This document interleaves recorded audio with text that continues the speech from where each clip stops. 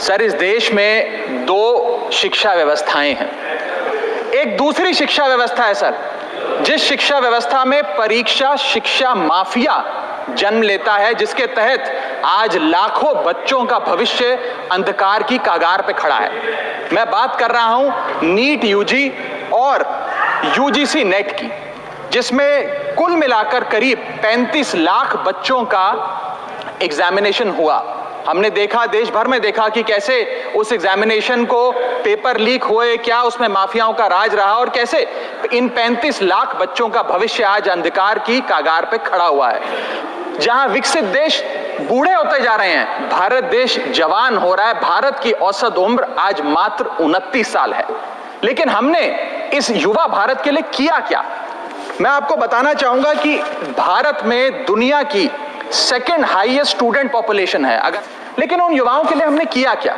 मैं बताना चाहता हूं कि इस व्यवस्था ने, सरकार ने उन लोगों के लिए क्या किया। 2 आईपीएल हैं सर इस देश में।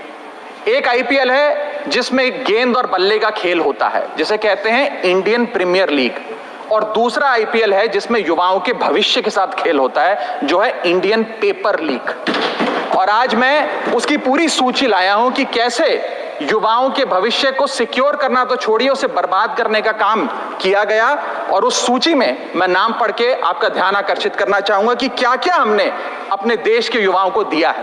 पहला, व्यापम स्कैम। दूसरा, यूजीसी नेट पेपर लीक। तीसरा, Telangana secondary school certificate examination Hindi paper leak. Assam HSC-LC general science paper leak. Uttar Pradesh लेखपाल recruitment exam paper leak. Rajasthan forest guard recruitment exam paper leak. Bihar public service commission exam paper leak. Gujarat head clerk exam paper leak. SSC CGL exam paper leak. UP TET exam paper leak. Rajasthan university paper leak. UP PSC paper leak. Maharashtra HSC exam chemistry paper leak. UP police constable qualifying exam paper leak. REET यानी कि Rajasthan eligibility examination for teachers paper leak. Haryana police constable exam paper leak. Himachal Pradesh police constable exam paper leak. Railway recruitment board group D exam paper leak. Orissa teacher eligibility test paper leak. Assam police recruitment exam paper leak. Bihar board का 10वीं कक्षा का भी examination paper leak. Telangana SSC exam paper leak. Karnataka SSC-LC exam paper leak. Delhi university law entrance exam paper leak. Jamia Millia Islamia entrance exam paper leak. UP board exam mathematics और bio का paper leak.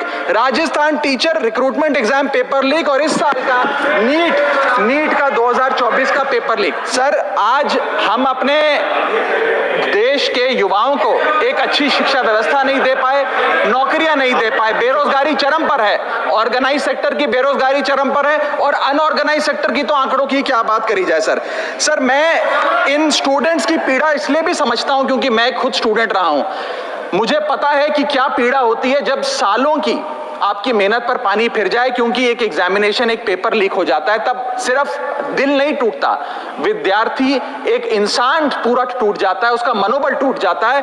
आज उस मनोबल को हमें सबको मिलकर एड्रेस करने की आवश्यकता है। और आज मैं उन युवाओं की ओर से नीट से संबंधित उन 35 लाख स्टूडेंट्स की ओर से सरकार से 5 सवाल पूछना चाहूंगा। और वो पूछने से पहले ये बताना चाहूंगा कि NTA, जो जिसे नेशनल टेस्टिंग एजेंसी का नाम देके जिसका गठन किया गया था कि वो युवाओं के भविष्य के लिए कुछ कारगर कदम उठाएगी, एक ट्रांसपेरेंसी से एग्जामिनेशन कराएगी, उस NTA का फुल फॉर्म आज नो ट्रस्ट एनीमोर हो गया है।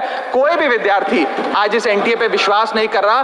और मैं विद्यार्थियों की ओर से ये 5 सवाल सरकार से पूछना चाहूंगा, नीट से संबंधित सटीक सवाल। पहला सवाल, नीट का पेपर जिसमें मात्र 1-2, बहुत हुआ तो 3-4 स्टूडेंट्स की रैंक 1 आती है, जैसे कि 2023 में मात्र 2 लोगों की रैंक 1 आई, 22 में मात्र 4 लोगों की आई, 2021 में मात्र 3 लोगों की आई।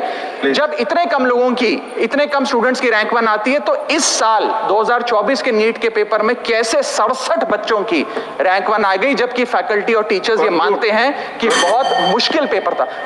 जो इस नीट एग्जाम के नतीजे 14 जून को आने थे, उसको 10 दिन पहले कर दिया गया। हम देखते हैं कि नतीजों में देरी अक्सर होती है, लेकिन 10 दिन पहले चुनावों के शोर के नतीजों के शोर में 4 जून को नीट एग्जाम के नतीजे लाए गए। क्या मकसद था? माननीय सांसद, माननीय